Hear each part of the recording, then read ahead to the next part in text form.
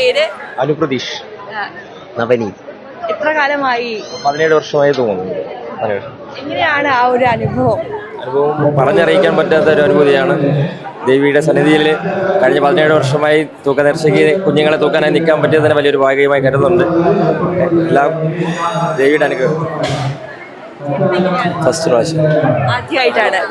അപ്പോ പേടിയുണ്ടോ? എങ്ങനെയാണ്? പേടിയില്ല, എന്തായാലും ദേവി കാത്തോളൂ എന്നുള്ളൊരു വിശ്വാസമുണ്ട്. പേടിയില്ല.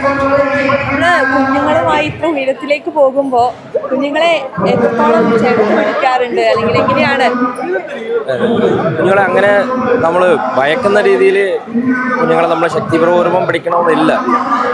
നമ്മുടെ ദേവിയുടെ സങ്കല്പമാണ് തൂക്കക്കാരെന്ന് പറയുന്നത്. അപ്പോൾ ദേവിയുടെ കയ്യിലിരിക്കുന്ന ഒരു കുഞ്ഞിനെ കുറിച്ച് നമ്മൾ ഭയപ്പെടേണ്ടതായിട്ടില്ല. ദേവിയുടെ അനുഗ്രഹം ചൊരിയാനായിട്ടാണ് ദേവി തന്നെ വലം വെച്ച് വരുന്നത്. അതെ, പിന്നെ നമുക്കറിയാം ഈ ശാരീരികമായും മാനസികമായുള്ള ഒരു പ്രാപ്തി അതിനുശേഷമാണ് നിങ്ങളിങ്ങനെ വില്ലിൽ തൂങ്ങുന്നത്. ആ ഒരു ചിട്ടവട്ടങ്ങൾ എങ്ങനെയൊക്കെയാണ്?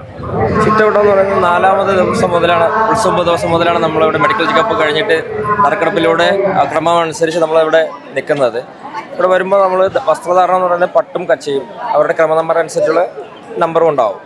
ഒരു വേറെ വസ്ത്രങ്ങളൊന്നുമില്ല. ക്ഷേത്ര പരിസരത്തിനുള്ളിൽ തന്നെ തങ്ങി നിൽക്കണം. ഇവിടുത്തെ പരിമിതികളുള്ളിൽ എല്ലാം കഴിയേണ്ടതാണ്. ഇവിടെ 3 നേരം നമുക്ക് ഭക്ഷണം തരുന്നുണ്ട്, രാവിലെ ഉച്ചയ്ക്ക്. ലഘുഭക്ഷണമായി നമ്മൾ മറ്റു കടകളിൽ നിന്നും സർബത്ത് അങ്ങനെ ലഘുഭക്ഷണങ്ങൾ കഴിക്കാവുന്നതാണ്. നല്ലൊരു ഇതാണ്. ദേവിയുടെ സന്നിധിയിൽ തന്നെ നമുക്ക് 24 മണിക്കൂറും കഴിഞ്ഞുകൂടാൻ പറ്റുന്നത് തന്നെയാണ് മഹാഭാഗ്യം.